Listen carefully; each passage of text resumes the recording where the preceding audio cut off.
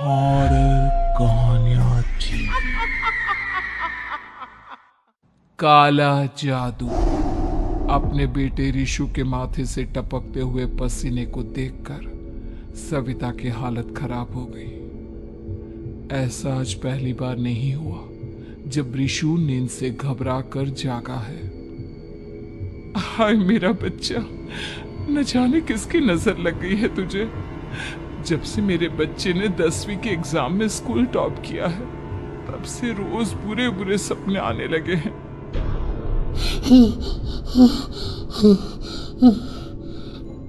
हाँ माँ, मैंने आज फिर से एक काले साए को देखा।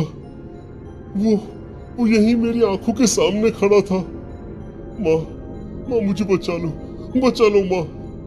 वो मुझसे कह रहा था कि मुझसे बदला लेगा। माँ कहीं ये प्रशांत। चुप कर, कैसी बात कर रहा है? दोबारा उसका नाम मत लेना। तुझे पता है ना, उस प्रशांत ने आत्महत्या कर ली। तो बार बार उसका नाम मत लिया कर। मम्मी, क्या सच में प्रशांत ने आत्महत्या की थी? चुप कर, बहुत सवाल पूछता है आजकल। और फिर रात के वक्त सविता के पूरे घर में एक अजीब सा काला धुआं छाने लगा।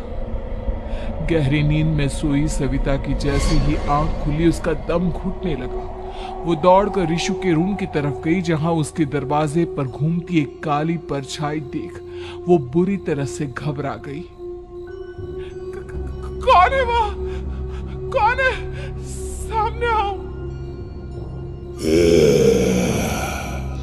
ये मैं हूं, तुम्हारी काली करतूत।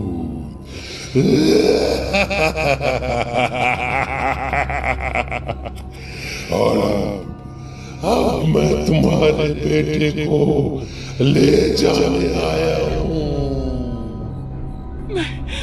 नहीं, मेरे बच्चे को छोड़ दो प्लीज। मेरे रिशु को कुछ मत करना।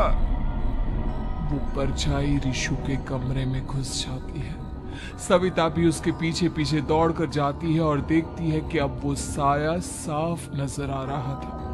वो सर से पैर तक खून में सना हुआ था और उसके शरीर के सारे अंग कटे फटे हैं। क्या चाहिए तुम्हें? तुम जो बोलोगे मैं करूंगी, लेकिन मेरे रिशु को छोड़ दो। उस परछाई ने रिशु को गर्दन से पकड़कर दीवार के सहारे हवा में उछाल दिया। रिशु जोर जोर से चिल्लाने लगा। माँ बचाओ मुझे, बचा लो माँ, ये मुझे मार डालेगा। माँ मुझे बचा लो माँ। नहीं, ऐसा मत करो। मुझे मार दो लेकिन मेरे बच्चे को छोड़ दो। मैं तुम्हारे आगे हाथ जोड़ती हूँ। वो परछाई रिशु को जमीन पर गिरा देती है और अचानक वहां से गायब हो जाती है। रिशु, मेरा बच्चा, तू ठीक तो है ना? कुछ बोल बेटा, क्या हुआ है तुझे? मैं ठीक हूँ माँ। क्या हुआ था यहाँ पर? कुछ नहीं बेटा, कुछ नहीं। तू परेशान मत हो। हम कल ही गांव के बाहर जो तांत्रिक महाराज रहते हैं उनके पास चलेंगे। ठीक है माँ, हम जल्द ही उनके पास चलेंगे। मुझे बहुत डर लग रहा है माँ। ये बार बार मुझे डरावने सपने आना, ये सब हमारे साथ क्यों हो रहा है माँ? अगले दिन सविता अपने बेटे रिशु को लेकर गांव के बाहर तांत्रिक के पास जाती है। जिस जगह पर तांत्रिक रहा करता था वो जगह बहुत डरावनी थी। चारों तरफ कंकाल और भूतियां नजर आ रही थी। गांव से दूर वीराने में उस जगह पर जोर से आंधी चल रही थी। रिशु ने डर कर अपनी माँ का हाथ पकड़ लिया। माँ मुझे बहुत डर लग रहा है। ये कैसी जगह है? देख बेटा, हमारे साथ जो कुछ भी हो रहा है उसका इलाज सिर्फ और सिर्फ ये तांत्रिक महाराज ही बता सकते हैं। अब यही है जो हमें प्रॉब्लम से बाहर निकाल सकते हैं। जैसे ही सविता और ऋषु तांत्रिक की झोपड़ी के अंदर पहुंचे, वहां का नजारा देखकर उनकी आंखें फटी की फटी रह गई। तांत्रिक की झोपड़ी के अंदर कई सारे लोग अपनी गर्दन घुमा घुमा कर जोर जोर से चीख रहे थे। कौन हो तुम और यहाँ क्यों आई हो? महाराज, मेरे बेटे को कुछ दिनों से एक डरावनी काली परछाई नजर आती है और कल रात उसने मेरे बेटे पर हमला भी कर दिया।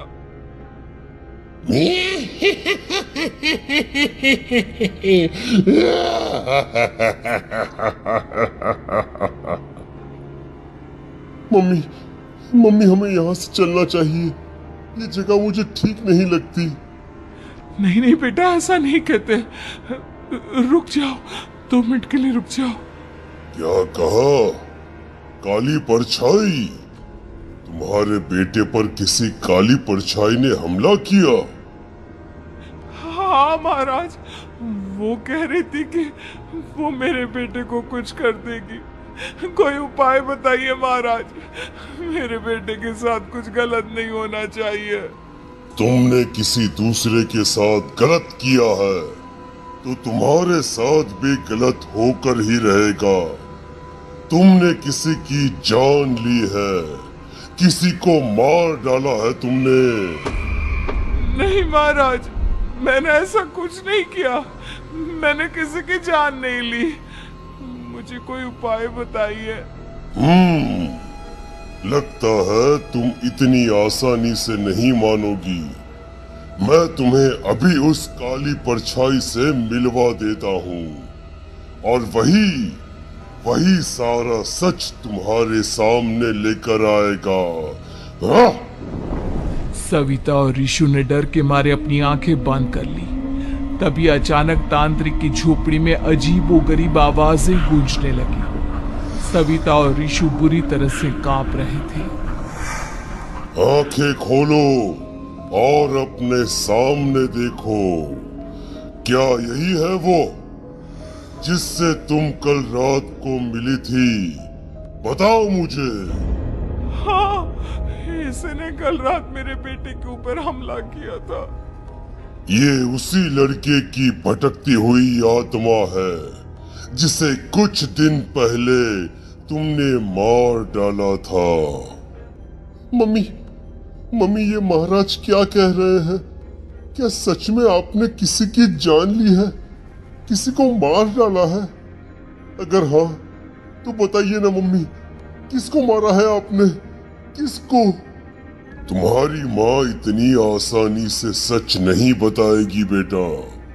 इसने एक बच्चे की जान ली है। कहीं उसका नाम प्रशांत तो नहीं महाराज? वो मेरा दोस्त है, मेरा मतलब मेरा पड़ोसी है। सही पहचाना। देखा सविता, तुम्हारा खुद का बेटा भी जानता है कि तुमने किसी के प्राणों की बलि चढ़ा दी और इसीलिए अब उसकी बुरी आत्मा तुम्हारे घर में भटकती है। मुझे माफ कर दीजिए महाराज, मुझसे बहुत बड़ी गलती हो गई। प्रशांत हमारे पड़ोसी का बेटा था। हर बार उसके नंबर मेरे बेटे से ज्यादा आते थे और इसलिए मैंने उसके कमरे के बाहर काला जादू किया था, पर मुझे नहीं पता था कि वो मर जाएगा। तुम्हारे उसी काले जादू वाली गुड़िया के अंदर एक बुरी आत्मा थी जिसने उस बच्चे के दिमाग पर बुरा असर कर दिया और उसी की वजह से उस लड़के ने अपनी बालकनी से कूदकर आत्महत्या कर ली। इसकी वजह सिर्फ और सिर्फ तुम हो, तुम। नहीं महाराज, जो कुछ भी हुआ मुझे नहीं पता था कि प्रशांत अपनी जान दे देगा। प्रशांत की आत्मा इस वक्त तुम्हारे सामने खड़ी है, हमसे बात करना चाहती है। बोलो बोलो, क्या कहना चाहते हो? मैं जीना चाहता था, बड़ा होकर कुछ बनना चाहता था।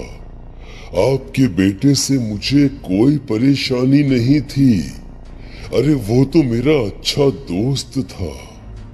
मुझे माफ कर दो बेटा, मुझसे बहुत बड़ी गलती हो गई, मुझे माफ कर दो।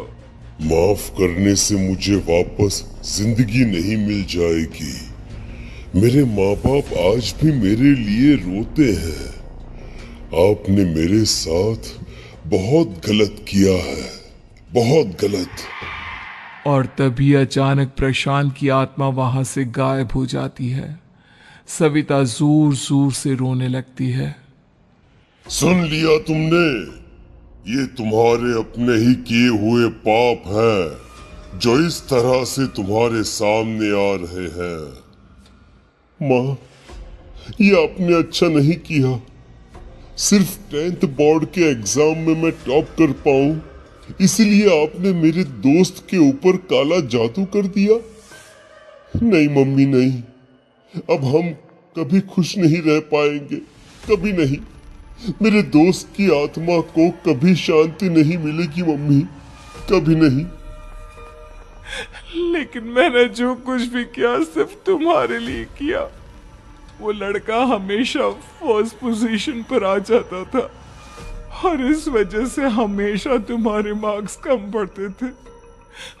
मैंने तो सिर्फ उस पर एक छोटा सा काला जादू किया था बेटा। मुझे क्या पता था कि उसका ये नतीजा निकलेगा। जिस गुड़िया को तुमने उस लड़के के कमरे के दरवाजे पर लगाया था, दरअसल उसके अंदर एक बुरी आत्मा का प्रवेश हो गया था, जैसा कि अक्सर काला जादू करते समय हो जाता है। मुझे अपनी गलती का एहसास हो गया है। मैं प्रायश्चित करना चाहती हूँ। आप बताइए मैं क्या करूँ? प्रशांत के घर जाकर उस काली गुड़िया को वहां से निकालकर यहाँ लेकर आओ। मैं उसे आग में जलाकर राख कर दूंगा और उसके बाद प्रशांत की आत्मा को हमेशा के लिए मुक्ति मिल जाएगी। अगली रात सविता चुपचाप अपने पड़ोसी प्रशांत के घर जाती है। प्रशांत के माँ बाप प्रशांत की मौत के बाद उस घर को छोड़कर हमेशा के लिए वहां से चले गए थे।